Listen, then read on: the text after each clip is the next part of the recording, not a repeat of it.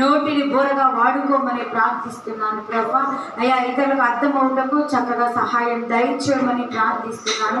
వినగలిగే చెవిని, గ్రహించగలిగే హృదయాన్ని మా అందరికీ దయచేయమని ప్రార్థిస్తున్నాను. అయ్యా వినిన వాక్యమును వదిలివేయకుండా నా తండ్రి నీ వాక్యానుసారముగా నడుచుటకు సహాయాన్ని దయచేయమని ప్రార్థిస్తూ నజరేయుడైన యేసు నామములో అడిగి పొందుకొని నాము మా తండ్రి. ఆమేన్. హల్లెలూయా హల్లెలూయా.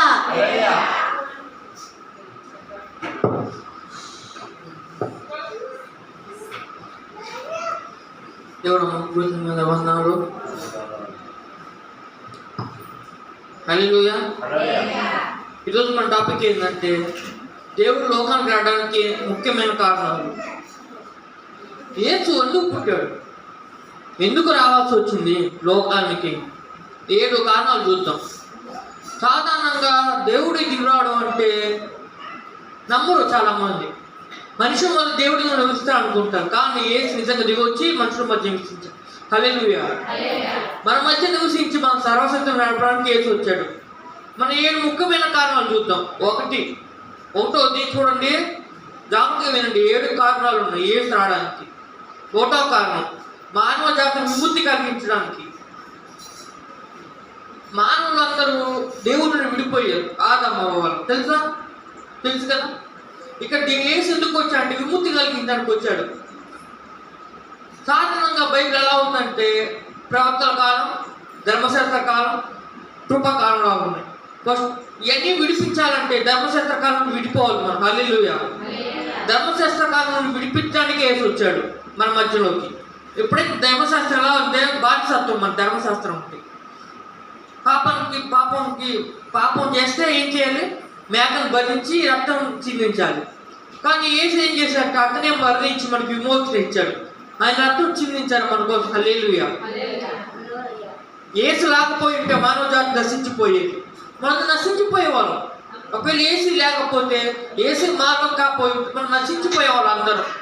ఆయన విముక్తి, రక్షణ ఇచ్చాడు మనకి. 2వది చూద్దాం.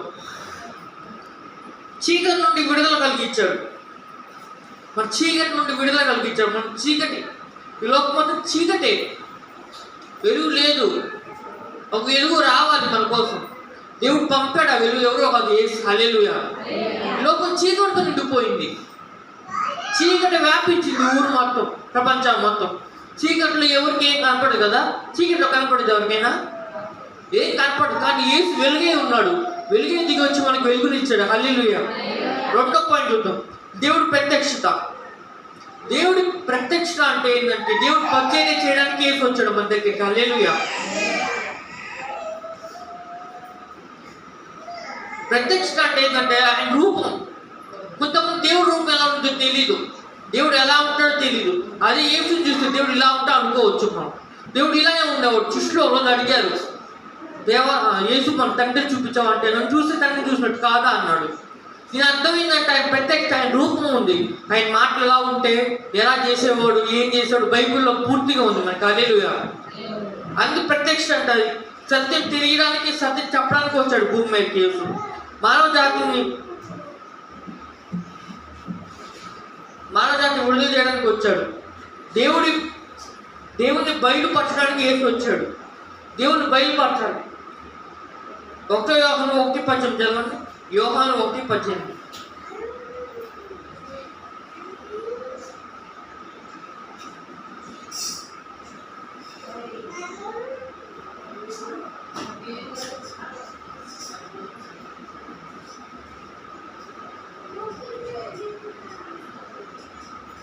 యోహాను 1:18.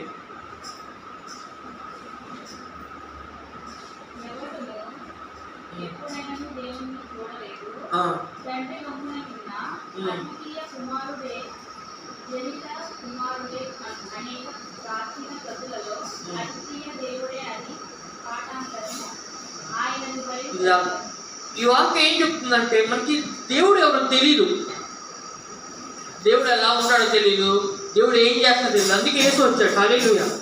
యేసు మనకి ప్రత్యక్షత. దేవుని ప్రత్యక్షత యేసు ఒక్కడే. తన మార్గం, కృప అన్నీ తండ్రియడానికి యేసు వచ్చాడు. 3వది ఏంటంటే మనిషికి తోడునడానికి.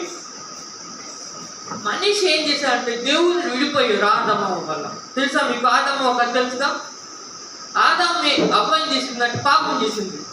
పండు తిరగదంటే పండుతుంది, మంచి చెడులు తెలిపే. దేవుడు ఏం చేశాడంటే వాళ్ళు ఎప్పుడైతే విడిపోయారు దేవుడిని, మళ్ళీ మనకి పునర్నిర్మించడానికి కేసులు పంపాడు. మళ్ళీ ఆ బంధాన్ని కలపడానికి కేసులు పంపాడు. ఎప్పుడైతే యేసు ఈ బంధాన్ని మరణించి మనకు తిరిగి లేచాడు, ఆ బంధం ఏర్పడింది. ఆ బంధం ఎలాంటిదంటే బలంగా ఉంటుంది. దేవుడు ఎంతో ప్రేమించాడు మనల్ని, అందుకే తన అద్వితీయ కుమారుని పంపాడు మన కోసం. ఇక మనం తెలుసుకోవాల్సింది ఏంటంటే దేవుడు లోకాన్ని ఎంతో ప్రేమించాడు. ఏంటంటే తన రక్తం ఇచ్చి కొనుక్కున్నాడు మనల్ని. హల్లెలూయా. మనం తెలుసుకోవాల్సింది ఏంటంటే ఈ లోకం మనం వెంబడించుకోవాలి. మనం ఎప్పుడు మనం యేసుని వెంబడించాలి. ఆయన మనకు తోడుకుంటాడు, పరిశుద్ధాత్మ తోడు మనకు ఉంటుంది. ఆయన నివసించాడు కానీ వెళ్ళిపోయాడు అనుకోవచ్చు, కానీ ఆయన పరిశుద్ధాత్మ తోడుని పంపాడు మన కోసం. పరిశుద్ధాత్మ తోడుగా ఉంది. మనకు ఆదరణ కలిగించింది, నెమ్మది కలిగిస్తుంది. బాధల్లో ఉన్నప్పుడు నెమ్మదిని ఇస్తుంది. 4వ పాయింట్ ఏంటంటే దేవుడికి మనిషికి వారధి. ఏసే పరలోకానికి మార్గం, ఏసే సత్యం, ఏసే జీవం. ఏసు తప్ప ఎవరు మన పరలోకానికి తీసుకెళ్ళలేదు. ఇక వాక్యం పాయింట్ ఏం చెప్తుందంటే దేవుడికి మనకి వారధి యేసు. దేవుడు మంచి పని చేశాడు. ఏంటంటే తన కుమారుని మనకిచ్చి తన కోసం మన కోసం చనిపోయేటట్టు చేశాడు. దేవుడు గొప్ప పని ఇది. నాకు తెలుసుకోవాల్సింది ఏంటంటే దేవుడు మంచి పని చేశాడు మన కోసం. ఎప్పుడైతే మనం తిరిగి జీవిస్తామో, బాప్తిసం తీసుకుంటామో మనం కొత్తగా పుట్టినట్టు. ఎప్పుడైతే మనం దేవుడిని నమ్ముతామో మనం కొత్త జీవం పొందుకున్నట్టు. మనం మరణించిన తర్వాత కూడా వెళ్ళాలంటే పరలోకానికి ఏసు కావాలి మనకి. హల్లెలూయా. మన కొత్త జీవం ఏసే వృక్షం మనకి నిత్య జీవం ఇస్తుంది వృక్షం. 5వ పాయింట్ దేవుడి మహిమ కనపరచడానికి యోహాను 1:16 చదవండి.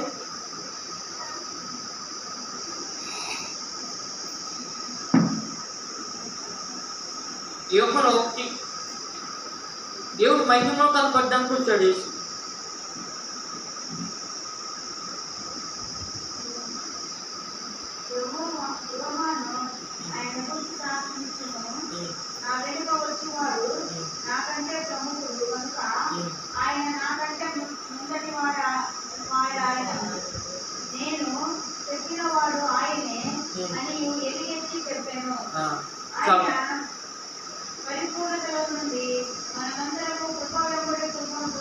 చాలు.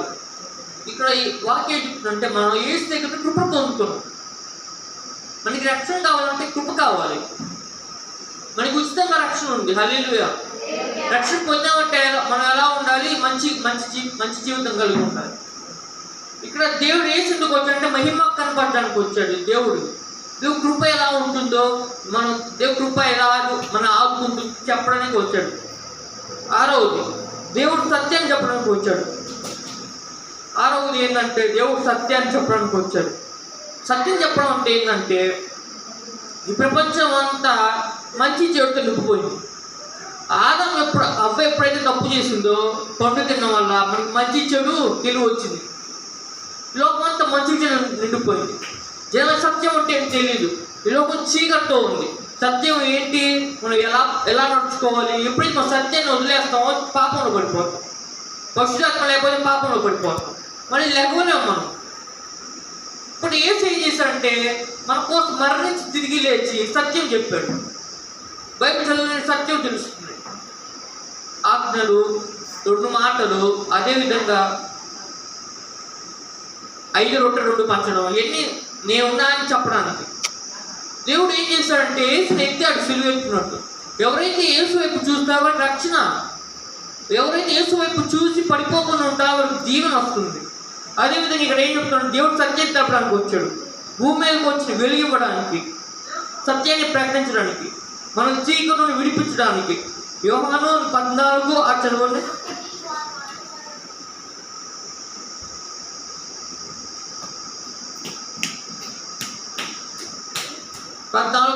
యోహాను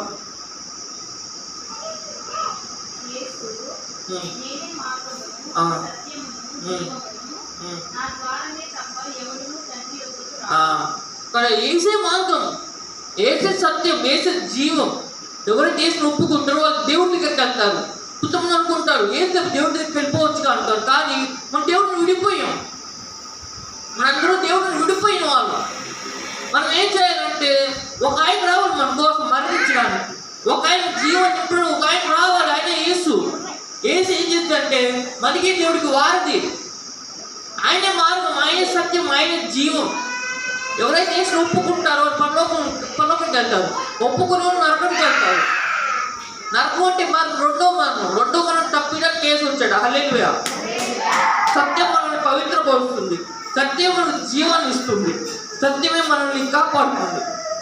దేవుడు విధంగా మన కోసం మరణించి తిరిగి లేయడం అంటే ఎంతో శ్రమ. కానీ ఎప్పుడైతే యేసు తిరిగి లేచో మన రాజ్యం వేయడానికి వచ్చాడు. పరలోక రాజ్యం. 7వ మాట ఏంటంటే పరలోక రాజ్యం. దేవుడు మరణించిన తర్వాత ఏం జరుగుతుందో తెలియదు. అర్థమవుతుందా? మనం మరణించిన తర్వాత జరిగేది తెలీదు. ఏమైపోతాం, ఎలా ఉంటాం. కానీ యేసు రావడం అని చెప్పి మనకి అర్థమైపోయింది. మరణ తర్వాత పరలోకం అవుతుందని. హల్లెలూయా. లోకం ఏం చేసింది? భయపడుద్ది. ఈ లోకం భయపడుతుంది. ఈ లోకం మరణ తర్వాత ఏమవుతుంది మనకి ఎలా ఉంటుంది తెలియదు ఎవరికి. యేసు సత్యం కదా, యేసు మనకి తెలియజేస్తాడు పరలోకం ఉందని. ఒకవేళ యేసు లేకపోయింటే పరలోకం ఉండేది కాదు. దేవుడు మనం తయారు చేశాడు. ఎవరు చేసి దేవుడు తయారు చేశాడు మనల్ని? దేవుడు మనం తయారు చేసి తన రాజ్యం ఉంచుకున్నాడు. కానీ మనం ఏం చేస్తామంటే దేవుడు చెప్పిన మాట తిరస్కరించాం. దేవుడిని తిరస్కరించి మన సొంత ఆలోచనతో సొంత జీవితం గడుపుతున్నాం. ఎప్పుడైతే యేసు వచ్చాడో మనల్ని దేవుడిని కలపడానికి యేసు వచ్చాడు. మధ్య వారిది నేను చదువుకున్న ఒక వార్తని దేవుడు రాజ్యం ప్రత్యక్ష పడడానికి యేసు వచ్చాడు. మనం దేవుడి పిల్లలు అవుతాం. ఇప్పుడు విడిపోయాం కదా. ఎప్పుడైతే యేసు తిరిగి వస్తాడో రెండో రాకల్లో మనం ఏమవుతాం? దేవుడి పిల్లలు అవుతాం. అందుకే ఇది యేసు వచ్చాడు. రాజ్యం పునరుద్ధరించడానికి యేసు వచ్చాడు. మన రాజ్యం మన మధ్యనే ఉంది. హల్లెలూయా.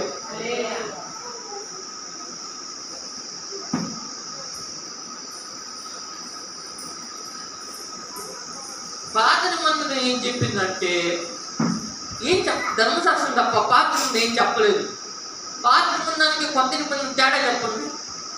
తెలుసా మీకు పాత నిబంధన అంటే ఏంటో? ధర్మశాస్త్రం పాత నిబంధన, కొత్త నిబంధన అంటే కృపాకాలం.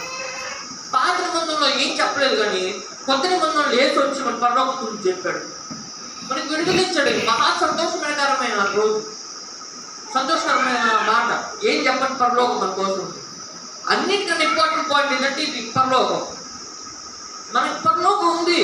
మనం చచ్చిపోయినా భయపడిన అవసరం లేదు. మన కోసం యేసు వచ్చాడు పరలోకం ఇవ్వడానికి. మనం ఏం చేయాలంటే యేసు ఒప్పుకోవాలి, యేసు వెంబడించాలి. మన పరలోకం వస్తుంది. యేసు విడిచిపెట్టకూడదు. చేయబట్టుకుని నడిపిస్తాడు వారికి దాకా. మనం ఎప్పుడైతే యేసు చేయబట్టుకుంటూ పరలోకానికి వెళ్తాం. ఎప్పుడైతే చేయి విడిచిపెట్టుకుని నరకానికి వెళ్తాం. యేసు దేవుడు నరకాన్ని మనుషుల కోసం పెట్టలేదు. ఇక్కడ వాక్యం చెప్తుంది ఏంటంటే మనిషి తనకు తానే వెళ్తున్నాడు నరకంలోకి. ఇది గుర్తుపెట్టుకోండి. మనకి ఇక్కడ ఏం చెప్తుందంటే మనకు తనకు తానే వెళ్తాడు నరకానికి. ఎవరు పంపించట్లేదు. యేసు గారు పంపించట్లేదు. మనకు తనకు తానే నశించిపోతున్నాడు మనిషి. ఈ లోకాన్ని మొత్తం నశించిపోతుంది. కానీ మనకు ఒక ఆయన కావాలి కదా. ఒక ఆయన దేవుడిని మనం కలపడానికి ఒక ఆయన కావాలి. ఆయన ఎవరో కాదు, యేసే. ఈ లోకానికి మనం కలపడానికి కూర్చుని యేసు ఒక్కడే, ఇంకెవరు లేరు. లోకంలో మనల్ని దేవుడితో కలిపే ఆయన ఎవరు లేరు. యేసు ఒక్కడే. లోకం నశించిపోతుంది. మనుషులు నరకం చేస్తున్నారు. ఒకరు కాపాడేవారు లేరు. అయ్యా అమ్మ అంటే ఎవరు లేరు. నరకంలో పడిపోతున్నాం అందరం. కానీ యేసు వచ్చి మన కోసం మరణించి తిరిగి లేచి రాజ్యం పునర్నిర్మించాడు. హల్లెలూయా. ఎవరైతే యేసుని ఒప్పుకుంటారో రాజ్యం ఖచ్చితంగా వెళ్తారు. రాజ్యంలో ఒప్పుకున్న వాళ్ళు నిత్య నరకానికి వెళ్తారు. ఇక్కడ తెలుసుకుని ఏంటంటే దేవుడు తనకు తాను నరకంలో వేయడు. దేవుడు మనమే వెళ్తున్నాం నరకానికి. తప్పు చేసి పాపాలు చేసి మనమే వెళ్తున్నాం. మనకి వారికి యేసు వచ్చాడు. హల్లెలూయా. పాపాలు ఒప్పుకొని మనం జీవిస్తే పాపాలు క్షమిస్తాడు దేవుడు. మనం కూడా ఈ విధంగా జీవించాలి. దేశం పట్టుకుని వెంబడిస్తే మనం పరలోకంకి వెళ్తాం. నిత్య జీవం మనకు ఉంది. హల్లెలూయా. మనం కూడా యేసుని ఒప్పుకొని యేసే దేవుడిని ఒప్పుకున్నాం. ఎవరు లేరు మన తోడుగా, మన చేపట్టి నడిపించేది ఎవరు? యేసు ఒక్కడే. ఎవరు లేరు. నమ్మకండి ఎవరిని. లోకం మీద దేవుళ్ళు ఎంతో మంది వచ్చారు, వాళ్ళు నమ్మొద్దు. యేసు ఒక్కడే మనకి తిరిగి లేచాడు. యేసు ఒక్కడే మన కోసం రాజ్యాన్ని నిర్మిస్తున్నాడు. మనం ఎప్పుడైతే వివాహానికి ఆచరణ అవుతామో మనకి నిత్య జీవం ఉంటుంది. ఆచరణకాలంలో అందరూ ఏమైపోతారు? నశించిపోతారు. మనం ఒప్పుకోవాలి యేసుని ఎల్లప్పుడు. యేసు పట్టుకుంటాడు పరలోకంగా. అందుకే యేసు వచ్చింది. హల్లెలూయా. వాక్యం దేవుడు దీవించును కాక. ఆమేన్.